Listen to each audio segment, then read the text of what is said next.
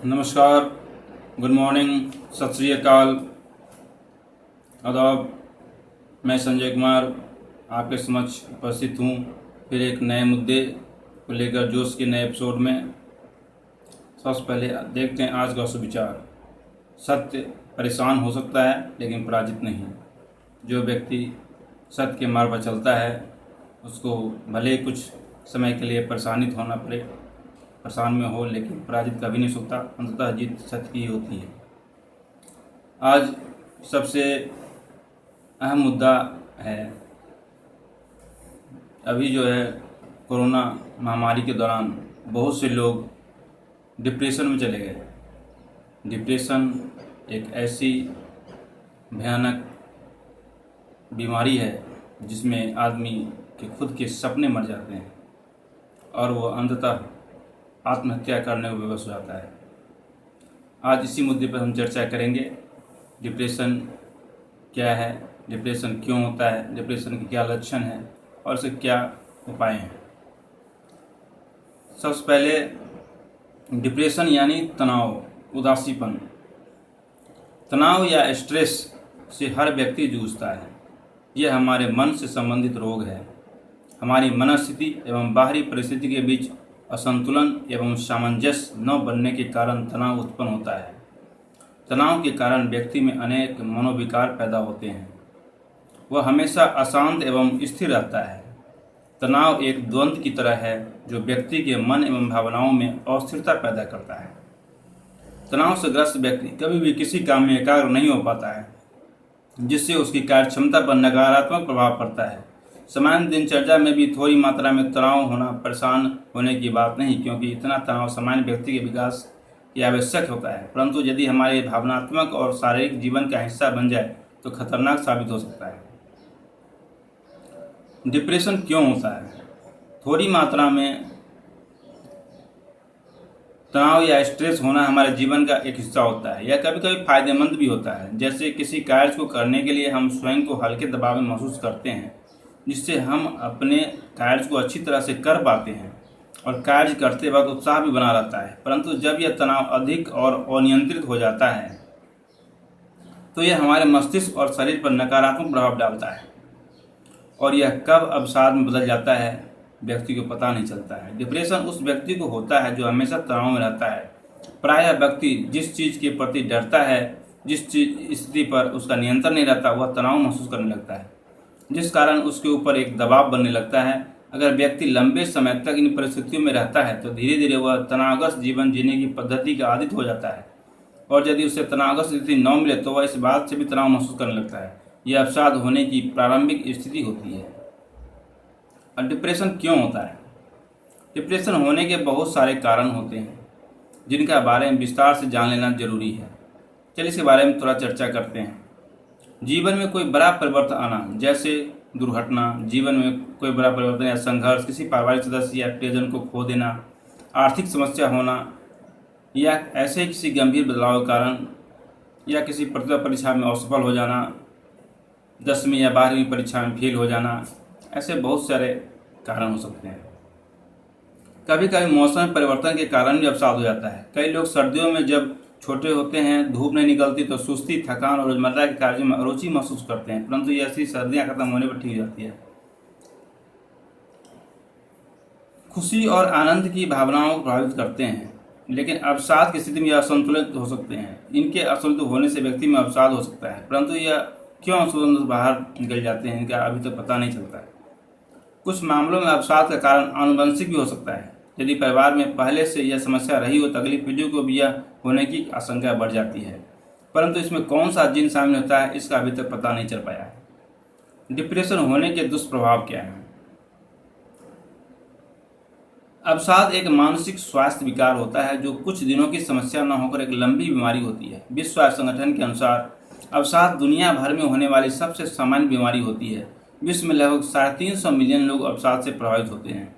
अवसाद जैसी ही एक समस्या और हमारे जीवन में आती है हमारे मूड का उतार चढ़ाव, जिसे मूड स्विंग्स कहा जाता है, परंतु यह अवसाद से अलग होता है। सभी लोग अपने सामान्य जीवन में मूड स्विंग्स का अनुभव करते हैं।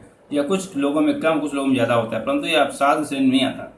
हमारे दैनिक जीवन के प्रति हमारी आस्था, भावुक प्रतिक्रियाएं मूड स्विंग्स के अंदर आती है, लेकिन यही अस्थायी भावुक प्रतिक्रियाएं, कोई दुख जब लंबे समय तक किसी को व्यक्ति में बरकरार रहे तो यह अवसाद में परिवर्तित हो सकता है। अवसाद के कारण व्यक्ति में वजन बढ़ने जैसी समस्या हो सकती है। इसके थायराइड हार्मोन्स में आए असंतुलन के कारण व्यक्ति में थायराइड संबंधित समस्याएं हो जाती है। अवसाद का लंबे समय तक चलना एक गंभीर समस्या है। अवसाद से ग्रस्त धीरे धीरे समाज से कट जाते हैं एवं उनके दिमाग में आत्महत्या जैसे विचार आने लगते हैं। अवसाद के कारण व्यक्ति गंभीर बीमारी में भी घिर जाता है, क्योंकि अवसाद में व्यक्ति के शरीर में गंभीर हार्मोनल असंतुलन हो जाता है, जिस कारण उसे भूख अधिक लगना या बिल्कुल न लगना, विभिन्न तरह के अस्वस्थ खाद्य पदार्थों पर रुचि उत्पन्न होना, यह लक्षण दिखाई देते हैं। व्यक्ति का पाचन तंत्र भी खराब रहता है, उसे कब्ज जैसी समस्या का भी सामना करना पड़ता है। इसके अलावा वजन बढ़ना अवसाद के रोगी की एक आम समस्या है। अवसाद रोगी सबसे गंभीर बीमारी साइकोटिक डिप्रेशन होता है। यह अवसाद के गंभीर रूप से जुड़ी एक प्रकार की मनोविकृति है जो साइकोटिक डिप्रेशन नाम जाना जाता है। यह बहुत ही कम लोगों तथा अवसाद की गंभीर अवस्था में पाया जाता है। साइकोटिक डिप्रेशन में लोगों को खुद ऐसी आवाज़ सुनाई देती है, वह किसी काम के नहीं है या असफल है। रोगी को ऐसा लगता है कि वह खुद अपने विचारों को सुन सकता है। वह हमेशा अपने बारे में नकारात्मक विचार सुनता रहता है और वह व्यक्ति वैसे ही कार्य करने लगता है। वह बहुत जल्दी व्याकुल हो जाता है और आसान चीज़ें करने में भी बहुत वक्त लगाता है। उसे लगातार ऐसी चीज़ें सुनाई और दिखाई दी कि जो असल में होती नहीं। इन रोगियों की आत्महत्या करने की सबसे ज़्यादा होती है। डिप्रेशन के लक्षण क्या है? जैसा कि सभी जानते हैं, डिप्रेशन में लोग हमेशा चिंताग्रस्त रहते हैं। इसके अलावा और भी लक्षण होते हैं। अवसाद से ग्रस्त व्यक्ति हमेशा उदास रहता है। व्यक्ति हमेशा स्वयं उलझन में एवं हारा हुआ महसूस करता है। अवसाद से ग्रस्त व्यक्ति में आत्मविश्वास की कमी हो जाती है। किसी भी कार्य में ध्यान केंद्रित करने में परेशानी होती है। अवसाद का रोगी खुद को परिवार एवं भीड़ वाली जगहों से अलग रखने की कोशिश करता है। वह ज़्यादातर अकेले रहना पसंद करता है। खुशी के वातावरण में खुशी देने वाली चीज़ों के होने पर भी वह व्यक्ति उदास रहता है। अवसाद का रोगी हमेशा चिड़चिड़ा रहता है तथा बहुत कम बोलता है। अवसाद का रोगी भीतर से हमेशा बेचैन प्रतीत होता है तथा हमेशा चिंता में डूबे दिखाई देते हैं। यह कोई भी निर्णय लेने पर स्वयं को असमर्थ पाते हैं तथा हमेशा भ्रम की स्थिति में बने रहते हैं। अवसाद का रोगी अस्वस्थ भोजन की ओर ज़्यादा आसक्त रहता है। अवसाद के रोगी कोई भी समस्या आने में बहुत जल्दी हताश हो जाते हैं।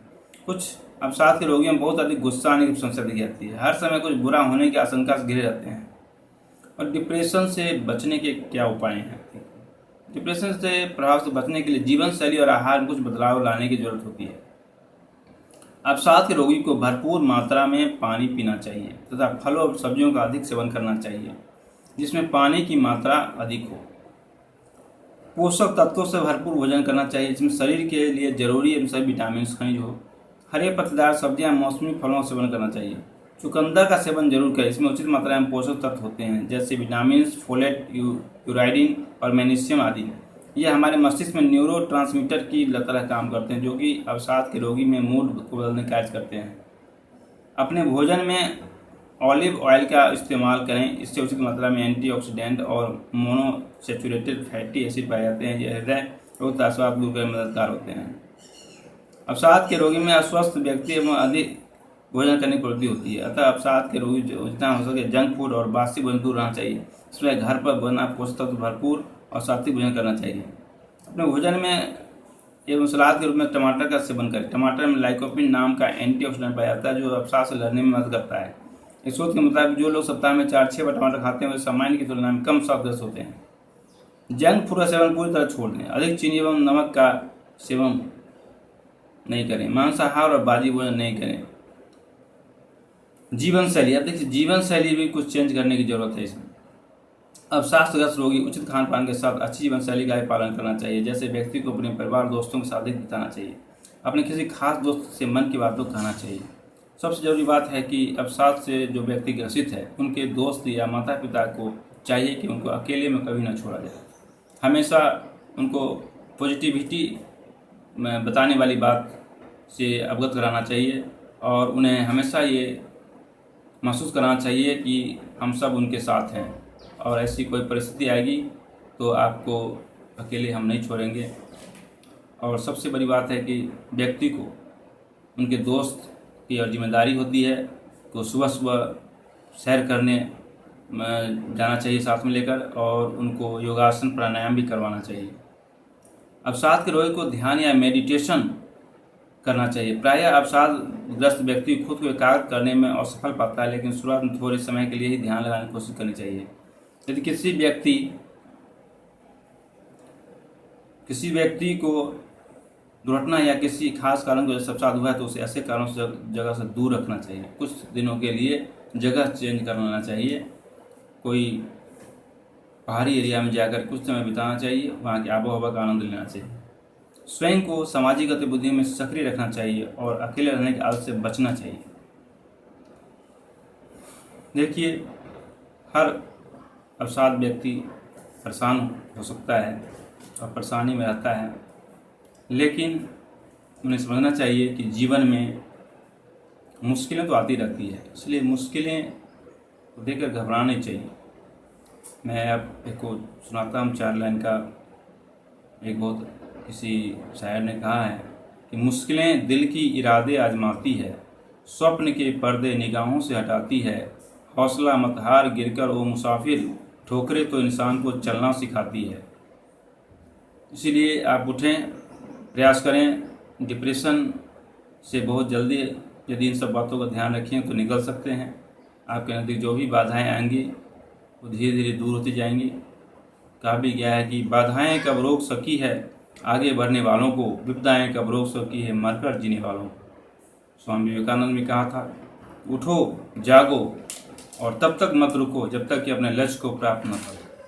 इसलिए आप उठिए, जागिए और अपने कर्तव्य पथ पर आगे बढ़िए।